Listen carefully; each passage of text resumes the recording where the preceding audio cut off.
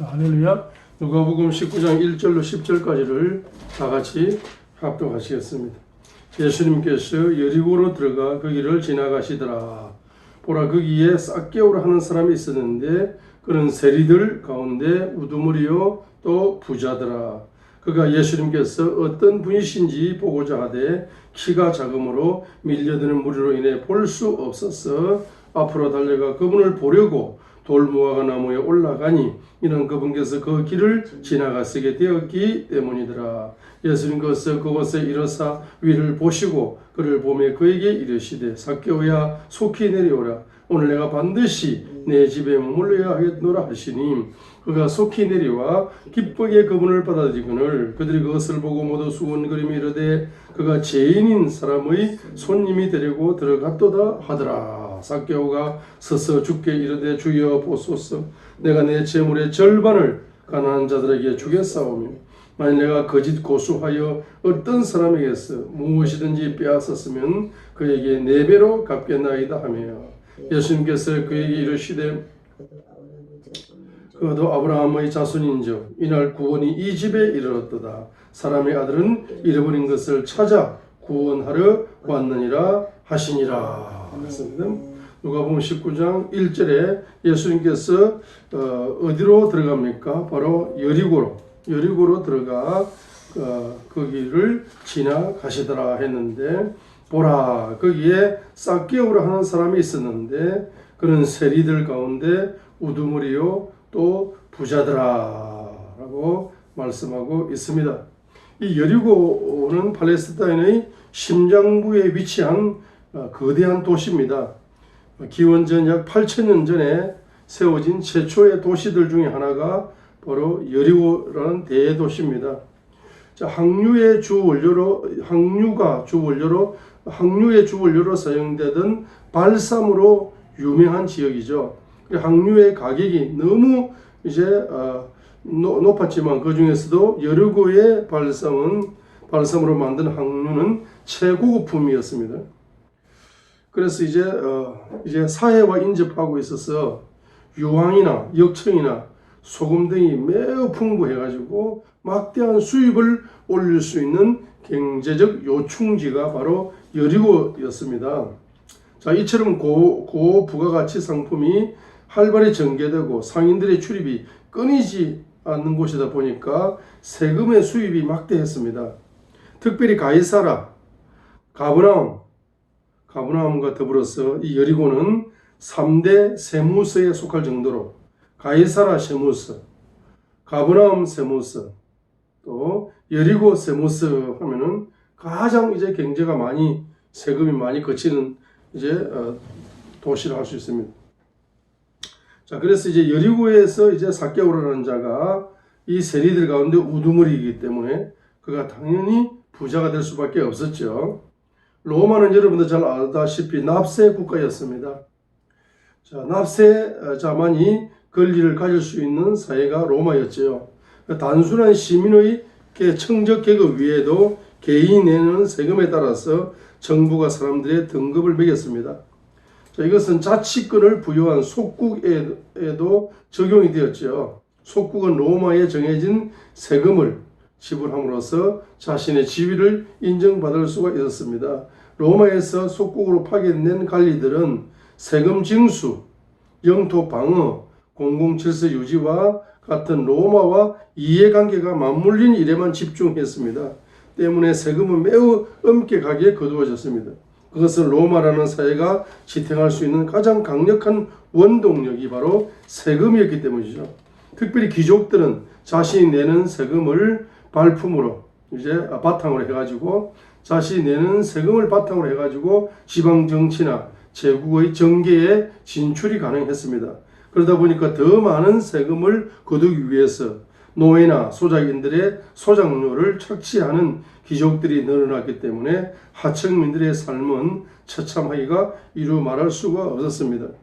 자, 그 당시에 세금의 종류를 보게 되면 첫 번째 인두세가 있어요. 인두세가 뭡니까? 14살부터 65세까지 남자로 태어난 사람은 14세부터 65세까지 남자는 누구든지 의무적으로 자, 고정세입니다. 고정세. 고정적으로 내야 됩니다. 14세부터 65세까지의 남자는 인두세를 내야 됩니다. 14세부터 65세의 남자라면 누구든지 인두세를 이제 고정적으로 내야 돼. 고정세였는데 인두세를 냈습니다. 그리고 여자는 몇 살이냐? 12세부터 62세까지의 여자들은 누구나 다 사람이라면 다 세금을 내야 됩니다. 인두세를 내야 돼요. 14세부터 65세까지 남자는 인두세를 내야 되고 12세부터 62세까지 여자들도 인두세를 누구나 다 기본세로 내야 되었습니다. 두 번째가 바로 토지세. 모든 곡물의 10%, 모든 곡물의 10%는 다 의무적으로 세금을 내야 되는데 특별히 포도와 기름은 5% 정도의 세금을 떼가지고 토지세로 반드시 내야 됩니다. 모든 곡물은 10%였지만 포도와 기름은 5% 정도를 내야 됩니다. 세 번째가 바로 소득세. 수입의 1%를 반드시 의무적으로 소득세를 내야 됩니다. 자, 이런 세금, 인두세라든지 토지세라든지 소득세 이런 세금들은 딱 정해져 있습니다. 고정세였기 때문에 세리들이 별로 속일 수 있는 부분이 아닙니다. 그런데 이제 그 외의 세금이라는 게 이제 여기에서 많은 부정부패가 만연한 게 그 외의 세금이 있습니다. 자, 로마는 세금을 거둬들이는 데 있어서 현지 사람들로 구성된 세금 징수인을 고용했습니다. 우리가 일제시대 때 일본 사람이 직접 세금을 거두러 다니면은 반발심이 생겨가지고 세금 내면서 싸움이 납니다. 그렇기 때문에 조선 인민중에서 일본에 아부하는 사람들 위주로 뽑아가지고 공무원, 준공무원을 뽑아가지고 그죠? 로마도 역시 세금 징수인을 고용을 했다 이 말입니다. 자, 그래서 로마는 다른 거 없습니다. 자신들이 딱 정해놓은 원칙, 고정세, 그 세금만 딱 걷어들이면 되는 겁니다. 자, 그 외에 이제 세리들이 얼마를 세금을 거뒀느냐 하는 것은 크게 그냥 상관하지도 않았습니다. 그러다 보니까 세리들이 착취가 얼마나 심했는지 세리 그러면은 부패한 사람이다 하는 것이 사회적인 인식이었습니다. 세리들만의 집마차가 굴려가죠. 그 집마차 바퀴 숫자에 따라서 세금을 딱 부과해가지고 자기들 호주머니에 집어넣기도 하고 또 마차가 끄는 동물의 종류를 보고 세금을 딱 매겨가지고 자기 호주머니에 집어넣습니다. 심지어는 말입니다. 저 종로 오거리에 보따리상이 말입니다. 보따리를 집어주고 가고 있는데 순간적으로 일시 검문하는 검문. 보따리에 뭐 들었어요? 보따리에다 펼쳐. 거기다 세금을 깡깡 매겨가지고 자기 호주머니에 집어넣습니다. 그런데 세금 나 돈 현찰이 없어요. 그러면은 현찰이 없어요? 그러면 제가 소개해 줄게. 누구를 소개해 줍니까? 고리대금업자를 그 자리에서 핸드폰으로 딱 불러냅니다. 고리대금업자는 자기 부인이야, 자기 부인. 그러니까 자기는 세리고 자기 부인은 고리대금업자니까 부부가 그냥 세금을 가지고 착취해 먹는 겁니다. 세금을 지불할 수 없다 그러면 바로 그 자리에서 돈 빌려준다고. 그래 이자가 이자를 낳아가지고 완전히 그냥 일반 하층민들은 얼마나 비참한 삶을 살고 있는지 모릅니다. 그렇기 때문에 세리 그러면은 말이야 히브리 사회에서는 이스라엘 사회에서는 세리와 똑같이 쓰는 단어가 뭡니까? 죄인이에요, 죄인. 세리와 죄인 똑같다고 보는 겁니다. 또 세리와 창녀. 이 세리는 바로 창녀 같은 사람이다. 세리는 죄인이야, 죄인. 이스라엘 민족이 볼 때는 세금을 뜯어가는 도둑놈 중에 도둑놈이에요. 부정부패한 관리. 그렇기 때문에 세리와 죄인이라는 단어가 따라다니는 단어죠. 또 세리는 로마의 창녀 같은 존재야. 이스라엘 민족이 세금을 착취해가지고 로마에 갖다 바치는 이 창녀 같은 인간이라. 그래서 세리와 창녀 이런 단어가 따라다니는 단어라고 볼 수가 있습니다. 자, 아무튼 누가복음 19장 1절에 예수님께서 이제 그 여리고 도시로 이제 지나가게 된 겁니다. 자, 근데 여기 보니까 behold라는 단어가 나옵니다. behold. 보라라는 단어가 나옵니다. 이 behold라는 단어가 나오면 항상 여러분이 봐야 됩니다. 뭘 봐야 되느냐? 그 구절을 주목해 봐야 됩니다. 거기에 삭개오라는 사람이 있었는데 이 삭개오라는 이름이 나옵니다. 우리 성경에서는 말입니다. 보통 믿음의 인물들이 이름이 잘 안 나와요. 백부장 이름이 안 나오죠. 뭐 헬류증 앓는 여인, 믿음이 좋아요. 그렇지만 이름이 안 나와요. 사마리아 여인, 이름이 안 나와. 그런데 여기에 삭개오라는 이름을 지었습니다. 그는 세리들 가운데 우두머리고 또 부자더라. 이렇게 삭개오라는 이름을 소개하고 있다는 겁니다. 자, 우리 누가복음 18장 18절로 23절에 나오는 요 부자가 있습니다. 이 부자와 대조법으로 다루기 위해 가지고 삭개오라는 이름을 등장시키고 있습니다. 이 누가복음 18장 18절로 23절에 나오는 이 부자를 보세요. 이 부자 어떤 지리자죠. 갈리입니다. 갈리. 삭개오도 갈리라 볼 수 있습니다. 이 누가복음 18장 18절로 23절에 나오는 갈리와 삭개오라는 갈리를 대조하기 위해 가지고 지금 삭개오라는 이름을 집어였습니다. 그래서 누가복음 18장 18절 23절에 나오는 어떤 지리자가 영생 선한 선생님이여 내가 무엇을 하여야 영원한 생명을 상속받으리까? 라고 예수님께 질문을 합니다. 이 어떤 지리자는 예수님을 주님으로 부르는 것이 아니고 그냥 선한 선생님이여 라고 불렀습니다. 이 사람은 종교의 영이 강한 사람이죠. 종교의 영이 강하기 때문에 예수님을 주님이라고 부르지 않고 선한 선생님이라고 고백하고 있는 겁니다. 그렇죠? 종교에 관심이 많아. 특별히 영생 문제에 대해서 관심이 너무 많습니다. 자기는 23절에 보니까 어마어마한 큰 부자입니다. 어마어마한 큰 부자이기 때문에 이 부자가 영생에 대하여 이제 큰 관심을 가지고 있었습니다. 그때 19절부터 예수님께서 이제 하나님 한 분 외에는 선한 이가 없느니라 하면서 이제 10계명 중에서 간음하지 말라, 살인하지 말라, 도둑질하지 말라, 거짓 증언하지 말라, 내 아버지 어머니를 공경하라 하는 명령들을 아느니라 하시니 그가 이르되 이 모든 것은 내가 어려서부터 다 잘 지켰습니다 하니까 22절에 예수님께서 이것들을 들으시고 그 이르시되 내게 아직도 한 가지 부족한 것이 있으니 내가 가진 모든 것을 팔아서 가난한 사람들에게 나누어 주라.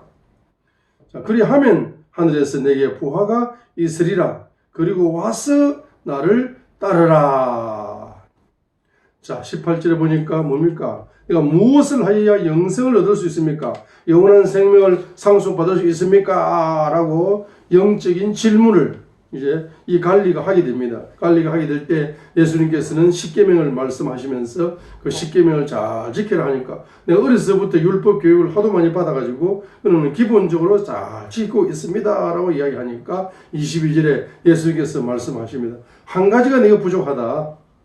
그는 바로 가난한 자들에게 경제를 팔아서 가난한 자들에게 나누어 주고 하늘에서 부화가 있을 것이고 나를 따라오면은 네가 영생을 소유할 수 있을 것이다 라고 말씀을 하게 되니까 이 부자는 예수님을 선한 선생님이라고 믿고 있는 거예요. 선한 선생님이라고 고백하고 있습니다. 자, 그래서 이 사람은 바로 종교의 영이 강했어요. 자, 우리 종교의 영이 강하면서 예수님을 믿는 사람들은 절대로 물질을 포기하지 않습니다. 예수님의 경제 명령에 절대로 순종할 수 없는 사람들입니다. 이 사람들은 예수님을 주님으로 섬기지 않는 사람들입니다. 입으로는 예수님을 주님이라고 말할지 모르지만은 그들은 이 갈리처럼 예수님을 그냥 종교의 교주 정도로, 불교의 석가모니 정도로 이렇게 생각하는 차원의 종교를 가지고 교회 다니고 있는 사람들입니다. 자, 이런 사람들에게 예수님께서 뭡니까? 이 부자에게 말씀합니다. 대한민국에 교회 다니고 있는 큰 부자들에게 예수님이 나타나가지고 말씀하시는 겁니다. 부자들에게, 큰 부자, 특별히 큰 부자들에게 말씀하고 있는 겁니다. 뭐라고요? 네가 가지고 있는 경제를 네가 나를 주님으로 정말로 믿는다면은 경제의 주인인 주님이 명령한다. 어떻게? 네가 가진 재물을 팔아가지고 가난한 사람들에게 나누어주고 하늘에 부활을 쌓아라. 이 땅에 네가 엄청난 물질을 가지고 있지만 하늘에 네가 상급이 없구나. 하늘에 상급을 받을 수 있도록 땅에 가난한 자에게 나눠줘라 이 말입니다. 그리고 와서 내 제자가 되어라. 그러면 영생의 비밀을 열어주겠다.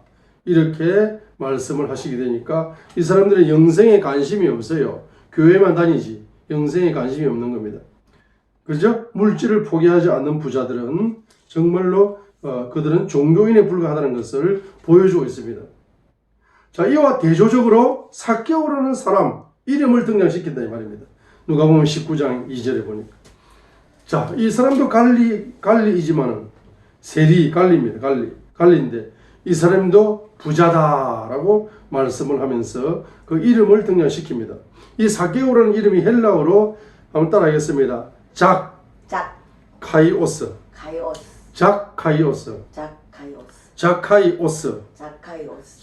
자카이오스라고 헬라어로 자카이오스라고 삭개오를 헬라어로 그렇게 부를 수 있는데 히브리어 자카이라는 말의 음력에서 비롯된 말입니다. 히브리어 자카이가 무슨 말이냐 하면은 순전한, 의로운 이런 뜻입니다. 이 삭개오라는 이름이 너무 중요합니다.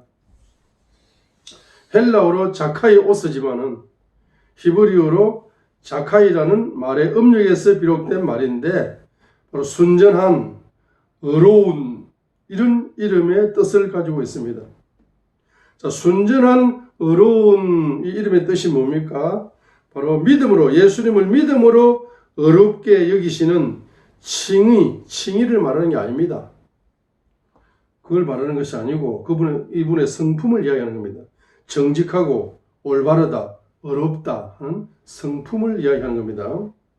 자, 특별히 레위기 19장 35절로 36절의 율법을 잘 순종했기 때문에 의로운 이런 삭개오라는 이름을 갖는 겁니다. 레위기 19장 35, 36절에 보세요. 너는 재판할 때나 길이나 무게나 양을 잴 때 불의를 행하지 말고 공평한 저울과 공평한 추와 공평한 에바와 공평한 흰을 사용하라. 나는 너희를 애굽 땅에서 나오게 한 너희 하나님 여호와이니라 라고 레위기 19장 35절로 36절에서 말씀을 하고 있습니다. 그러면 레위기 19장 35절에서 그죠? 너희는 재판할 때 길이나 무게나 양을 잴 때 불의를 행하지 말고 공평한 저울, 공평한 추, 공평한 에바, 공평한 흰을 사용하라 하는 겁니다. 재판할 때 뭡니까? 공평하게 해라는 뜻입니다. 의롭게 해라는 뜻입니다. 거짓말 하지 말라는 뜻입니다. 경제 분야에. 자, 그러면서 주님을 누구로 소개합니까? 나는 너희를 애굽 땅에서 나오게 한 너희 하나님인 주님이다 라고 말씀하고 있는 겁니다. 요게 중요한 겁니다. 레위기 19장 35절을 명령하신 하나님. 레위기 19장 35절을 명령하신 하나님은 바로 35절 6절 하반절의 하나님입니다. 나는 너희를 애굽 땅에서 데리고 나온 주 너의 하나님이니. 이 무슨 말입니까? 애굽 땅에서 데리고 나온 출애굽의 주님이죠. 출애굽의 주님을 경험했다는 것은 십자가의 보혜를 경험하는 신앙인을 이야기하는 겁니다. 십자가의 보혜를 경험했다면 당신이 정말로 십자가의 구속의 사랑을, 보혜를 체험하여 그분의 구속의 사랑을 체험했다면 내가 경제활동할 때 너희 이웃에게 거짓 경제, 사기치는 경제, 불법 경제, 악한 경제활동, 이런 경제활동을 하면 안 된다는 이야기입니다. 그럼 이런 경제활동을 왜 하느냐? 바로 십자가의 피를 경험하지 못한 겁니다. 구속의 사랑을 경험하지 못한 겁니다. 교회는 다니고 있지만 종교인이다 이 말이에요. 불교 절에 가듯이 교회 가는 사람들. 그 예수님의 십자가의 피를 경험하지 못했죠. 그분의 구속의 사랑을 경험하지 못했죠. 그 기초가 없기 때문에 이웃에게 불법 경제활동, 사기치는 경제활동, 거짓말 경제활동, 악인 경제활동을 할 수밖에 없다는 겁니다. 자, 그렇기 때문에 레위기 19장 바로 35절, 36절입니다.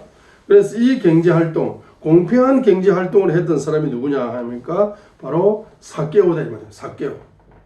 자, 이 삭개오, 그 삭개오라는 이름의 뜻이 순전한, 의로운 뜻인데 바로 삭개오의 성품이 의로운, 순전하다 이런 이름의 뜻을 가지고 있다는 겁니다. 그래서 성경에 등장하는 기본적인 의의 개념이 뭡니까?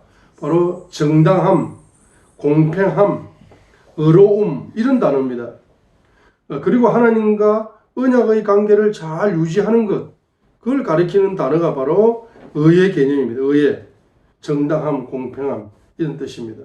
자, 세금을 거두는 직책은 돈을 다루는 직업이기 때문에 이 거래의 척도가 매우 중요시되는 직업이죠. 가장 쉽게 불이나 부당함이 나올 수 있는 직업이기 때문에 가장 공의를 요구하는 직업입니다. 그 이름에 딱 맞게 삭개오라는 그 이름에 딱 맞게 직업도 이게 선택이 된 겁니다. 그래서 성경에서 삭개오는 다른 세리들과 다르게 의로운 세리라는 라고 그 이름을 소개하고 있는 겁니다. 여기 지금 누가복음 19장 2절에서 보라 거기에 삭개오라 하는 사람이 있었는데 그는 세리들 가운데 우두머리요 또 부자더라라고 말했는데 이 삭개오라는 사람의 이름을 이렇게 소개하면서 이 사람은 다른 세리들과 하고 전혀 차원이 다르다 이 말입니다. 이 삭개오는 레위 19장 35절로 36절에 나타난 레위 19장 35절로 36절에 나타난 이러한 말씀들을 경제 명령의 말씀들을 아주 원칙을 가지고 그가 말입니다. 의롭게 바로 그의 직업을 수행했던 사람이다 말입니다. 그는 착취하지도 않았습니다. 정직하게 의롭게 자신이 거두어야 할 세금을 정당하게 집행하는 그러한 세리였다 말입니다. 그럼에도 불구하고 악평이 퍼져가지고 이 세리라 그러면 죄인이다 죄인. 그죠? 바로 7절에 그들이 그것을 보고 모두 수군거리며 이르되 그가 죄인인 사람의 손님이 데리고 들어갔도다라고 사람들이 원망을 하고 불평불만을 터뜨린다 이 말입니다. 그것은 바로 모든 세리들이 다 부정부패했고 모든 세리들이 사회적인 인식이 너무 안 좋았기 때문입니다. 그러나 삭개오는 그 이름 자체에도 있는 것처럼 그는 정말로 의로운 세리였다는 것을 우리 보여주고 있습니다. 우리 교회에서 강조하고 있는 게 뭡니까? 교회에서 강조하는 것은 의인을 강조하죠. 의인. 의인 누굽니까? 예수님을 믿음으로 말미암아 십자가의 공로를 인정하고 믿음으로 받아들임으로써 그의 보혜를 경험하여서 구속의 은혜를 경험해서 예수를 믿음으로 말미암아서 의인이 되었다라고 칭의 의인이라고 칭해졌습니다. 자, 이것을 너무너무 강조하죠. 교회 다니면 어렵다는 거예요. 영적으로 어렵다고 칭해진 겁니다. 의인이라는 겁니다.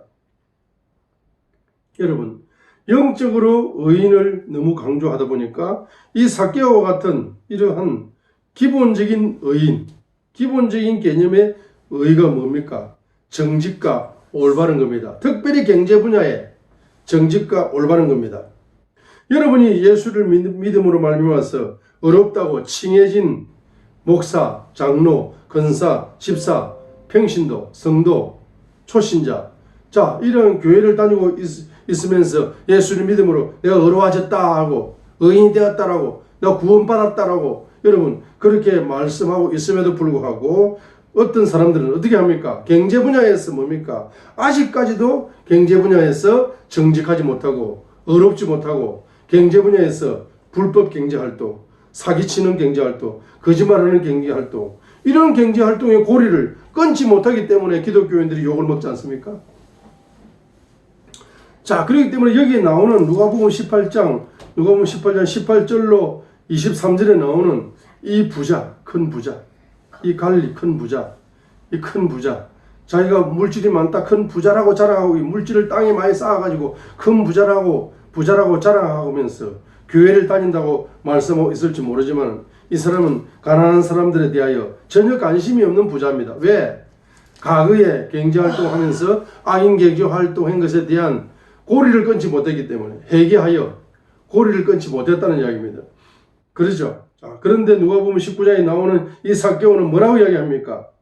자, 8절 하반절에 내가 거짓 고소하여 어떤 사람에게든지 무엇이든지 경제를 빼앗아 가지고 착취를 했으면 몇 배를 갚겠다? 4배를 갚겠습니다. 라고 지금 말씀하고 있습니다. 그 4배를 갚겠다는 말이 출애굽기 22장 1절 보세요. 바랍니다. 출애굽기 22장 1절에 출애굽기 22장 1절. 자, 그럼 출애굽기 22장 1절에 사람이 소나 양을 도둑질하여 죽이거나 팔면 그는 소 한 마리에 몇 마리를 갚아줘야 돼요? 5마리를 갚아줘야 되는 겁니다. 양 한 마리를 도둑질했으면 몇 마리를 갚아줘요? 네 마리를 갚아야 돼. 네 배를 갚는 겁니다. 남의 경제를 도둑질하거나 남의 경제를 죽이거나 남의 경제를 착취하거나 남의 경제를 사기쳐가지고 경제를 얻었으면은 기본적으로 4배, 5배는 대신 갚아주면서 회개하는 게 상달되는 회개지요. 말로만 잘못했습니다. 그 말로만 잘못해가지고 안 된다는 거죠. 그래서 사무엘하 몇 장입니까? 바로 사무엘하 12장 6절에 나단 선지자가 이 비유를 하게 될 때에 다윗이 뭐라고 이야기합니까? 사무엘하 12장 6절에 사무엘하 12장 6절에서는 무슨 말씀을 하고 있습니까? 사무엘하 12장 6절에서는 뭐라고 이야기합니까? 5절로 다윗의 분노가 그 사람을 향해 크게 타오르며 그가 나단에게 이르되 주께서 살아계심을 두고 맹세하노니 이 일을 행한 그 사람은 반드시 죽일지니라. 그가 불쌍히 여기지 아니하고 이 일을 행하였으므로 그 어린 양을 몇 배나? 4배나 갚아 주어야 하리라 하니라고 했습니다. 자, 우리 누가복음 19장 8절 을 보게 될 때 과거에 여러분들이 예수를 믿기 전에 여러분들이 경제 활동 해가지고 남의 돈을 1,000만 원을 도둑질했다. 또는 1,000만 원을 떼먹었다. 또 1,000만 원을 뭡니까? 예? 1,000만 원을 사기쳤다. 이렇게 하면은 몇 배 정도는 그 사람에게 갚아줘야 돼. 4,000만 원 정도. 4,000만 원 정도는 갚아주면서 내가 잘못했습니다라고 용서를 빌고 회개하면은 그게 그죠? 그게 영적으로 경제적으로 꼬이지 않습니다. 이런 문제를 잔뜩 하고 있으면서 그냥 교회에 와가지고 나 예수 믿습니다. 어렵게 되었습니다. 내 의인입니다. 하면서 여러분 신앙생활 하고 있으면 과거의 그 경제적인 죄가 여러분의 발목을 딱 잡고 있는 거야. 잡고 있기 때문에 여러분들이 경제가 술술술 풀리지 않습니다. 경제가 술술술 풀리고 싶으면은 여러분들이 과거에 내가 경제 활동할 때 나쁜 짓 한 그 사람에게 경제를 4배 정도, 5배 정도 예수 이름으로 내가 예수님을 믿으면서 정말로 회개했습니다. 당신 그 돈을 내가 사기쳤던 거 1,000만 원, 4,000만 원, 5,000만 원 드립니다. 하고 드리면서 여러분들이 그 사람에게 사과하고 용서를 빌면은 그 사람도 교회에 따라 나올 수도 있어요. 그러죠? 자, 그 다음에 누가복음 19장 8절에 보니까 내 재물의 절반을 가난한 사람들에게 주겠사오매 했습니다. 자, 이것을 지금 미래적으로 번역하지 않고 과거적으로 또는 현재적으로 번역하면은 삭개오는 과거나 현재 시제로 번역하게 되면은 삭개오가 지금까지 신앙생활을 어떻게 했다는 겁니까? 그는 큰 부자는 아니었어요. 누가복음 19장 2절에 보니까 또 부자더라 했어요. 누가복음 18장 23절에 나오는 이 사람은 큰 부자예요. 큰 부자래서 큰 부자라 했지만은 이 삭개오는 큰 부자가 될 수 있었음에도 그냥 부자하면 되는 거라. 왜 큰 부자가 안 됩니까? 이 사람은 평상시에 자기 수입의 50%를 뭐 했습니까? 가난한 사람들에게 나누어 주는 구제 사역을 하고 있었습니다. 자, 그래서 여러분들 누가복음 19장 1절부터 10절까지 해서 사람의 아들은 잃어버린 것을 찾아 구원하러 왔느니라 라고 말씀하면서 이 삭개오의 집에 바로 구원이 이르렀다 라고 말씀하면서 구원의 축복이 삭개오에게 선물로 부어지고 있는 것을 볼 수가 있습니다. 그래서 이제 여러분들 첫 번째는 뭐 해야 되겠습니까? 여러분들이 예수님을 영접할 때 예수님을 영접하여 영적으로 여러분이 의인이라고 칭해졌다면은 여러분들 반드시 경제적인 분야의 의인이라고 여러분들이 칭해져야 됩니다. 경제적인 분야에 영적으로 여러분이 믿음으로 어렵다고 칭해진 것은 여러분의 공로가 아닙니다. 예수님의 공로로 예수님이 십자가를 짊어져서 피를 쏟아서 여러분들에게 어렵다고 그 죄에서 구속을 해주심으로써 그것을 믿는 믿음을 선물로 받았기 때문에 여러분들은 영적으로 의인이라고 칭해졌습니다. 여러분이 진정으로 영적으로 믿음으로 어렵다고 칭해진 정말로 의인으로 칭해진 사람이라면은 여러분은 경제적인 분야에서 첫 번째 뭘 해야 되겠습니까? 첫 번째는 과거에 여러분이 악인 경제 활동한 것에 대하여서 사람들에게 그 경제를 4배나 5배로 갚아주면서 여러분들이 제 용서를 경제 분야에 악한 것을 행한 것을 여러분들이 회개해야만이 여러분 경제적인 물질이 이제 근본적으로 열릴 수 있는 통로가 열릴 수 있는 것이고, 두 번째로는 무엇입니까? 여러분에게 경제가 주어지게 되면은 여러분 그 경제의 50%를 뭡니까? 가난한 사람들에게 나누어주는, 처음에는 50%부터 출발하지 않겠지만은 처음에는 뭐 한 1%부터 출발하겠지만은 50%까지라도 가난한 사람들에게 여러분들이 경제를 나누어주는 그와 같은 사랑을 실천하는 이와 같은 사역으로 여러분들이 경제 분야에 어렵다고, 경제 분야에 의인이라고 여러분들이 주님께로부터 인정을 받으셔야 되는 겁니다. 그러면서 디모데전서 비로소 6장 바로 18절을 실행할 수가 있게 되는 겁니다.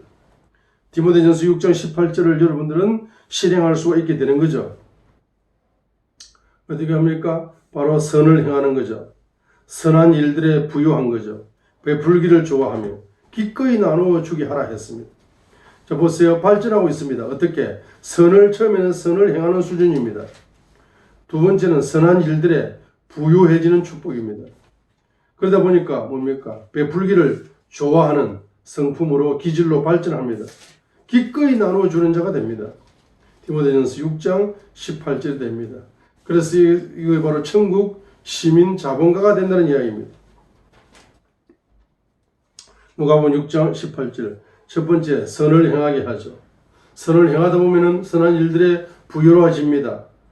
자, 점진적으로 발전하는 거죠. 선을 행하다가, 그리고 선을 자꾸 행하다 보면은 선한 일들에 부유해지고, 선한 일들에 부유해지다 보니까 베푸기를 좋아하게 되고, 기꺼이 나누어 주는 자가 되는 겁니다. 자, 이런 사람들에게 19절의 축복이 보장되는 겁니다. 영적인 축복, 영원한 생명이 보장된다고 19절 디모데전서 6장 19절에서 결론을 내리고 있습니다. 또 다가올 때를 대비하여 자기를 위해 좋은 기초를 쌓게 할지니 이것은 그들이 영원한 생명을 붙들게 하려 함이라 했습니다. 여러분 디모데전서 6장 17절에 신앙을 가졌다는 고백을 18절 경제로 고백을 해야 됩니다. 여러분이 신앙을 가지고 있는지 없는지 어떻게 압니까? 하나님만 알지. 아무리 신앙을 가지고 있다고 말만 한다고 해서 신앙을 가지고 있는 겁니까? 하나님은 아시겠죠. 그러나 이 말입니다.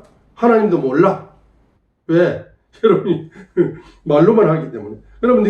여러분이 정말로 디모데전서 6장 17절 같은 신앙, 이 신앙을 가지고 있습니까? 이 신앙이 뭡니까? 어떤 신앙입니까? 이 세상에서 부유한 자들에게 명하여 이르되 그들이 뭐 하지 말고, 첫 번째 뭡니까? 마음을 높이지 말고 이 겸손의 영을 가지고 있다. 또 확실치 않은 재물을 신뢰하지 않고, 정말로 재물을 신뢰하지 않고 정말로 뭘 신뢰한다? 하나님만 신뢰한다. 하나님만 신뢰한다. 네가 물질을 믿느냐? 하나님을 믿느냐? 내가 정말로 하나님 믿습니다. 정말로 겸손하게 내가 정말로 하나님을 확실히 믿습니다. 아무리 믿습니다라고 여러분이 고백을 하면 뭐합니까? 물질을 자꾸 땅에 쌓는데, 신앙 고백이 없는데, 믿음의 고백이 없는데, 그 믿음의 고백이 18절이죠. 정말로 17절 같은 신앙을 가지고 있다면 그 신앙 고백을 물질로 하는 거야. 디모데전서 6장 18절처럼. 어떻게? 물질을 가지고